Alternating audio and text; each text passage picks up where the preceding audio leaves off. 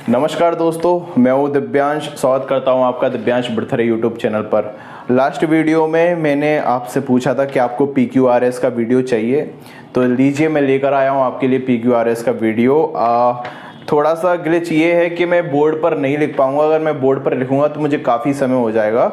5 PQRS मैं आपको previous year के करवाने जा रहा हूँ और आपका रिस्पांस बहुत ही अच्छा था। मुझे बहुत ही खुशी मिली कि आपने मुझे फिर से रिकॉग्नाइज़ किया, फिर से मुझ पर विश्वास किया। मैं पूरी कोशिश करूंगा कि रेगुलर कुछ ना कुछ अच्छा आपको कंटेंट दूं, जिससे कि आप मोटिवेटेड रहें और अपने एग्ज़ाम को इस बार पक्के से आप लोग क्रैक करें। तो मैं देख रहा था कि आपने कमेंट्स में सभी ने बोला, अच्छा लगा मुझे।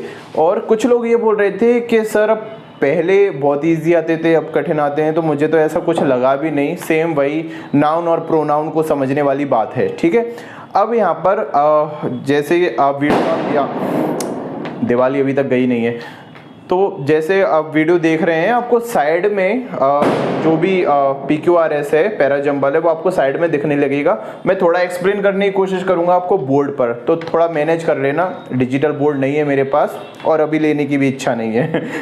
ठीक है, तो 5 PQRS है, डिस्प्ले हो रहा होगा, पहला देखिएगा। ठीक है, देखिए S1 और S6 इसमें फिक्स कर दिए गए हैं और ABCD इसमें दिया हुआ है। Sania asked Piyush how he had fared in the examination the week before. ठीक है, तो देखिए डायरेक्ट इनडायरेक्ट वाला सेंटेंस है। इसमें सानिया ने पीयूष से पूछा है कि तुम्हारा परफॉर्मेंस फेयर का मतलब क्या होता है, आपने कैसा परफॉर्म किया एग्जाम में। ठीक है, तो आपको हिंदी नहीं करनी है। सबसे पहली बात देखिए, मैं तो समझा रहा हूं आपको, लेकिन आपको अटेम्प्ट कैसे करना है ये मैं बताने की कोशिश कर रहा हूं। ऐसे हिंदी करके देखोगे, आप अर्थ समझने की कोशिश करोगे, तो देखिए जिसकी इंग्लिश अच्छी है वो तो कर लेगा, लेकिन जिसकी इंग्लिश इतनी अच्छी नहीं है कि वो अर्थ लगाने के लिए बैठे, तो उसके लिए मैं बता रहा हूं। तो यहाँ पर देखिए सानिया ने पीयूष से पूछा। ठीक है, अब यहाँ पर देखना, Piyush then requested Sita not to talk about it. दूसरा, Piyush said that he had done very badly and was afraid that he would not clear exam। तीसरा इसका है, Sania exclaimed that this was his foolish fear। Sania wanted to know the reason for this request। देखिए ये 4 आपके option है। अब यहाँ पर आप देखेंगे पहला, दूसरा, तीसरा और चौथा। ठीक है, अब यहाँ पे देखिए S1 में क्या बोला है इसने, सानिया ने पीयूष से पूछा है। अब उसके देखो तुरंत बात क्या आना चाहिए, पीयूष। ठीक है, देखिए पीयूष 2 में आ रहा है, A में भी आ रहा है और B में भी आ रहा है। इसमें आ रहा है पीयूष ने ऐसा कहा कि, और दूसरे में आ रहा है पीयूष ने तब रिक्वेस्ट किया। तो यहाँ पर दूसरा वाला सेंटेंस पहला वाला सेंटेंस ज्यादा इसमें तर्कसंगत बैठेगा, और आप इसको जब मिलाना चालू करेंगे तो ये सारा का सारा मिल जाएगा। देखिए सानिया ने पूछा कि तुम्हारा एग्जाम का परफॉर्मेंस कैसा रहा, पीयूष ने तब उससे रिक्वेस्ट की कि इसके बारे में बात मत करो। अब उसके बाद देखो, जब उसने मना कर दिया ऐसा मत करो, तो इंसान में क्या होता है, पूछने की और जिज्ञासा होती है। तो थर्ड में आ गया, डी के अंदर, डी वाले ऑप्शन में आ गया, Sania wanted to know the reason for this request. अब यहाँ पर आप ऑप्शन देखिएगा, AD जिसमें आ रहा है वो आपका ऑप्शन हो जाएगा। आपको पूरा देखने की जरूरत भी नहीं है, इतना समय भी आपको मिलता नहीं है। तो देखिए चौथा ऑप्शन है आपका हो जाएगा ADBC। अब आप इसको मिला के देख लीजिएगा, सारी लाइनें क्लियर हो जाएंगी। ठीक है, देखिएगा तो आप लगाएंगे, Piyush then requested Sania not to talk about it. Sania wanted to know the reason for this request. Sania को क्या चाहिए था, उसके बारे में जानना चाहती थी कि तुमने ऐसी रिक्वेस्ट क्यों की। फिर पीयूष ने उसको बताया कि उसका जो एग्जाम था वो बहुत ही बेकार था, वो डर गया था कि वो एग्जाम क्लियर नहीं कर पाएगा। फिर सानिया ने उससे बोला, कितना बेवकूफ़ी वाला तुम्हारा डर था, ऐसा कुछ भी नहीं है, क्योंकि उसको पता था, she knew Piyush was a hard working boy and would definitely clear the exam. ये पूरा का पूरा सम अप हो गया, बहुत ही ईजी था, इसमें कुछ ऐसा था भी नहीं। ठीक है, अगला देखिएगा, one can find ants anywhere on earth. कोई भी व्यक्ति चींटियों को पूरी पृथ्वी पर कहीं भी प्राप्त कर सकता है। देखिए अब नॉर्मल इसमें बात किसकी की गई है, चींटियों की गई है। आप पहले पूरा पॉज करके देख लेना चारों के चारों सेंटेंस क्या है। ठीक है, अब यहाँ पर आप देखना चींटियों की बात की गई है और एक नॉर्मल सी बात की गई है कि पूरी धरती पर चींटियां होती हैं। ठीक है, अब देखिए one can find ants anywhere on earth, मतलब कि कहीं भी पृथ्वी पर आप देख सकते हैं, मतलब कि चींटियों की संख्या बहुत ज्यादा होगी। आप देखना दे ऑल्सो यूज, ये ऑल्सो आ रहा है, मतलब कि ये पहला सेंटेंस नहीं है। दूसरा देखिएगा, they can communicate effectively with each other. ये डायरेक्ट कोई सेंटेंस आ रहा है, स्टेटमेंट आ रहा है, ये क्लियर नहीं है। 10 कारण बता रहा है, क्लियर नहीं है। There are about 2000 species of ant, बिल्कुल सही, आपका डी ऑप्शन बिल्कुल सही आ रहा है। इसमें ऑप्शन देख लेना, डी से स्टार्ट हो रहा है, बिल्कुल दूसरा आपका ऑप्शन है, डी से स्टार्ट हो रहा है, इसके अलावा आपको देखने की जरूरत ही नहीं है। देखिए सबसे पहले एक नॉर्मल बात की गई और फिर बताया कि आंट्स की, चींटियों की कितनी प्रजातियां होती हैं, यहीं से सारा का सारा क्लियर हो गया। अब आप मिलाते चले जाएगा, आपका सारा का सारा आंसर क्लियर हो जाएगा। आई होप आपको समझ में आ रहा होगा। देखिए अर्थ नहीं करना है, थोड़ी सी बस टेक्निकलिटी को पकड़ना है, चीजों को पकड़ना है। पहला देखिए नॉर्मल बात की जा रही थी, फिर आंट्स की बात की गई, फिर आंट्स की प्रजातियों के बारे में बात की गई, क्लियर, ठीक है। अब देखिए 2000 प्रकार की क्या होती हैं, चींटियां होती हैं। अब उसके बाद में आ जाएगा 10, they are called the earth's most successful species, इसलिए उसको धरती की सबसे सक्सेसफुल स्पीसीज माना जाता है क्योंकि 2000 से ज्यादा स्पीसीज हैं उसकी। अब मिलता चला जाएगा सारा का सारा, कोई दिक्कत नहीं है, ठीक है। पूरा पढ़ने की जरूरत नहीं है, इतने आप इंटेलिजेंट हैं। अगला देखिएगा, ठीक है, ओबेसिटी। ओबेसिटी यानी क्या होता है, मोटापा, ठीक है। ओबीस एक होता है फैट, फैट मोटा होता है। ओबीस यानी वो जो बीमारी की ओर अग्रसर हो जाता है उसको ओबीस बोलते हैं, बहुत ज्यादा मोटा हो जाना, ठीक है। Obesity is a condition where the body accumulates excess fat leading to a considerable increase in body weight, बहुत ज्यादा वजन बढ़ जाता है, सिंपल सी इसकी बारे में बात की गई है। अब यहाँ पर देखना, दिस मीन्स एडवर्स हेल्थ। अब यहाँ पर देखिए दिस से स्टार्ट हो रहा है, दिस किसको रिप्रेजेंट कर रहा है, पहले तो ओबेसिटी की बात हो रही है। अगला देखिएगा, such as high blood pressure. देखिए डायरेक्ट नहीं आ सकता, पहला सेंटेंस जब आपने अच्छे से पढ़ा उसके बाद सच एज आप कैसे बता सकते हो, बीमारियों के बारे में आप कैसे बता सकते हो। It is assuming alarming proportions in our country, ये हो सकता है। देखिए सबसे पहले बात किसकी की गई, ओबेसिटी की, ठीक है, इसी की बात की गई है ना, हाँ, ओबेसिटी की बात की जा रही है। देखिए ओबेसिटी क्या है, एक नाउन है। अब ये नाउन का सीधा उन्होंने किसका यूज किया है, प्रोनाउन का। प्रोनाउन क्या है आपका, इट इज। तो सीधे आप सी वाले पॉइंट पर आ जाइएगा क्योंकि ओबेसिटी की बात की जा रही है। ओबेसिटी इज अ कंडीशन और इट इज अज्यूमिंग, और इसी को ऐसा माना जाता है कि ये बहुत ज्यादा प्रॉब्लमेटिक है, अलार्मिंग है, ठीक है। अब आप इसको मिलाते चले जाएगा तो सारा का सारा आपका सेंटेंस कवर हो जाएगा। देखिए सी आ जाएगा, it is assuming alarming proportions in our country. This means, अब देखिए दिस पूरे स्टेटमेंट को डिनोट करता है, इट नहीं करता।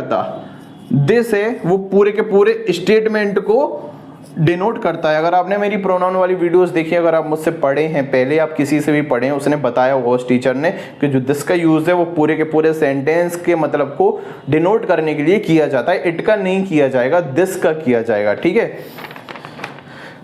अगला देखिएगा, फिर इसके बाद आप मिलाते चले जाएंगे। देखिए this means adverse health effects on people of our country. अब ये कैसे हेल्थ इफेक्ट हो सकते हैं, हाई ब्लड प्रेशर हो सकता है, हाई कोलेस्ट्रॉल लेवल्स हो सकते हैं, और ये सारा का सारा आपका मिल जाएगा, कोई दिक्कत वाली बात नहीं है, ठीक है। अगला क्वेश्चन देखिएगा, आई होप आपको समझ में आ रहा होगा। अगर अच्छा लग रहा है तो प्लीज़ चैनल को सब्सक्राइब करना, वीडियो को शेयर करना, और नेक्स्ट वीडियो में डालूंगा रीजनिंग के लिए, तो उससे भी आप अपडेट रहना और पढ़ते रहिए, बस सिलेक्शन लीजिए, ठीक है। अगला देखिएगा, 4 लाइन वाला है, ठीक है। Following the demise of the Indus Valley civilization, the Aryans migrated to India. There is a proof that the Aryans possessed a scientific outlook. They held that universe was regulated by natural law known as पंचभूत। फिर पूरे पंचभूत के इसमें नाम दिए हुए हैं, पृथ्वी, हार्ट हो गया, एप, वाटर, तेजस, वायु, आकाश, ठीक है। तो देखिए सी डी तो आपको मिल ही रहा है कि सी के बाद डी आएगा। अब ऑप्शन देख लीजिए आप, सी के बाद डी 1 में है, 2 में है, 3 में है। अब देखिए दे से तो आएगा ही नहीं डायरेक्ट, दे कौन है, इसका मतलब है आर्यंस की बात की जा रही है, ठीक है, आर्यंस की बात की जा रही है। अब यहाँ पर देखिएगा, देखिए following the demise of Indus valley civilization, आपको पता है हिस्ट्री आपने पढ़ी हो, जब सिंधु घाटी सभ्यता खत्म हो गई थी उसके बाद आर्यंस आए थे, ठीक है। तो ABCD लाइन से हो जाएगा पूरा का पूरा सेंटेंस में, कोई दिक्कत नहीं है। फॉलोइंग द डिमाइस मतलब कि जब इंडस वैली सिविलाइजेशन खत्म हो गई थी, फॉलोइंग है ना, उसके बाद में क्या हुआ था, ठीक है, the Aryans migrated to India. तो आर्यंस कहां पे आ गए थे, माइग्रेटेड हो गए थे, इंडिया के अंदर आ गए थे। तो ये प्रूफ है कि आर्यंस के अंदर एक साइंटिफिक आउटलुक हुआ करता था, ठीक है। फिर उन्होंने एक अपना यूनिवर्स में उन्होंने एक ओपिनियन दिया, उसमें उन्होंने बोला कि जो पूरा यूनिवर्स पंचभूतों से चलता है और ये सारे सारे पंचभूत आपके नाम है। अच्छा लग रहा है समझ में, पढ़ाई करते रहिए। देखिए बहुत ज़्यादा इम्पोर्टेंट है, डिस्ट्रैक्शन से बचिएगा। उसके बाद बहुत मज़ा आने वाला है जब आप जॉब करेंगे। थोड़ी बहुत परेशानी होती है 6 महीने 1 साल की, उसके बाद एंजॉय बहुत सुकून की नौकरी है स्टेनोग्राफर की, ट्रस्ट मी। लेकिन काम करिएगा तो अच्छा लगता है करके। मैं किसी दिन टूर दूंगा आपको अपने ऑफिस का, और कमेंट में बताना आपको टूर चाहिए या नहीं। मोटिवेशन आपको बहुत अच्छा मिलेगा। मैं पूरा बताऊंगा मैं कैसे जाता हूँ ऑफिस में, क्या करते हैं, क्या काम रहता है, मैं पूरा बना के दूंगा आपको, कैसा माहौल रहता है सबके बारे में बताऊंगा। ठीक है, चलिए अगला देखिएगा। Generation gap is actually the difference. देखिए जनरेशन गैप ये पूरा का पूरा क्या है, एक नाउन दे रहा है कि जनरेशन गैप होता क्या है। Generation gap is actually the difference between the ebullience of youth on the one hand and the caution and prudence of old age on the other. देखिए अर्थ नहीं आ रहा है अगर आपको समझ में, जैसे एबुलेंस का मतलब ऐसे जोश होता है, अगर आपको नहीं भी आ रहा समझ में, आप बस नाउन प्रोनाउन से इसको कर सकते हैं। ठीक है, देखने में बड़ा सा लग रहा है, कठिन सा होगा। ठीक है, देखिए जनरेशन गैप के बारे में बात की गई। इसमें बता रहे हैं कि एक तरफ ऐसा होता है जनरेशन गैप के अंदर और एक तरफ ऐसा होता है। मैं अर्थ भी बता सकता हूँ लेकिन मैं आपको ट्रिक बताना चाह रहा हूँ। ठीक है, अगला देखना, इसमें आप ऑप्शन देखिए, आप ABCD दिए हुए हैं। पहला ऑप्शन देखना और इट इज एक्सप्रेशन। देखिए जनरेशन, अब उसके बाद देखना और इट इज एक्सप्रेशन, पहला ए देख लिया आपने। द ओल्ड डिक्लेयर, ये दूसरा। द ओल्ड देखो ये अलग नाउन बन गया आपको। मैंने आपको बताया था ना, क्या बताया था, पढ़ाया था जब, कि द प्लस अगर एडजेक्टिव आपका होता है, पुअर हो गया, यंग हो गया, रिच हो गया, ठीक है, रिच हो गया, डीप हो गया, तो ये क्या बन जाते हैं, प्लूरल नाउन बन जाते हैं। द प्लस एडजेक्टिव क्या बना देता है, प्लूरल नाउन बना देता है। तो देखिए द ओल्ड हो गया, द गल्फ हो गया, ये सब बात की बातें। सबसे पहले जनरेशन गैप आपका क्या था, जो यहाँ पर लिखा हुआ था आपने, जनरेशन गैप। जनरेशन गैप ये अपने आप में पूरा क्या है, नाउन है। कैसे पता आपको नाउन है, क्योंकि इसके बाद में क्या आ रहा है, इज आ रहा है। इसके पहले क्या क्या होता है, सब्जेक्ट होता है, और सब्जेक्ट नाउन या प्रोनाउन होता है, लेकिन जनरेशन गैप लिखा हुआ है तो ये क्या है, आपका नाउन है। इसका प्रोनाउन ए वाले ऑप्शन में दिखाई दे रहा है, और इट इज एक्सप्रेशन। देखिए जनरेशन गैप को आप क्या बोल सकते हैं, डिफरेंस बोल सकते हैं जो यूथ है उनकी एबुलेंस का, और किसके बीच में, caution and prudence of old as की, इनके गैप को क्या बोलते हैं, जनरेशन गैप बोलते हैं। और it is expression of the rivalry between the old and the young. तो ए ऑप्शन आ जाएगा। ऑप्शन देखिएगा, जो दूसरा वाला ऑप्शन है, ए से स्टार्ट हो रहा है। अब आप सारे के सारे मिला लेंगे, सब समझ में आ जाएगा। कितनी सिंपल सी चीज हमने देखी यार। जनरेशन गैप क्या है, आपका नाउन, इसका सीधा प्रोनाउन देखना है हमें। ठीक है, ऐसे हमने किस में किया था, ये ओबेसिटी वाले में किया था। ओबेसिटी क्या है, नाउन, उसका सीधा प्रोनाउन क्या मिल रहा था हमें, इट मिल रहा था। तो जब आप ऐसे प्रैक्टिस करेंगे, ये हो गया कंप्लीट, आप मिला लेना। देखिए मेरे को बस ट्रिक बताना था, पूरा समझाने के लिए आपको पूरी इंग्लिश पढ़नी पड़ेगी। इतना समय अभी मेरे पास भी नहीं है और आपके पास भी नहीं है।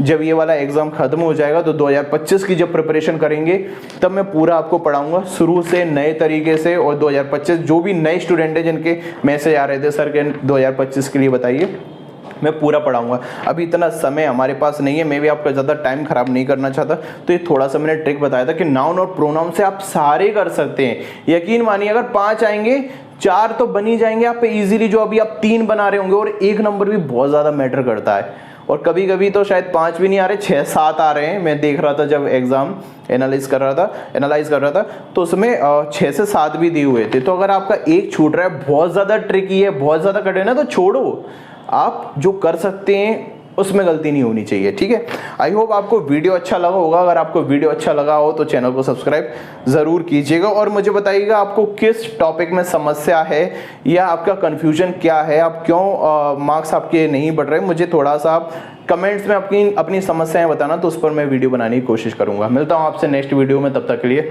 धन्यवाद।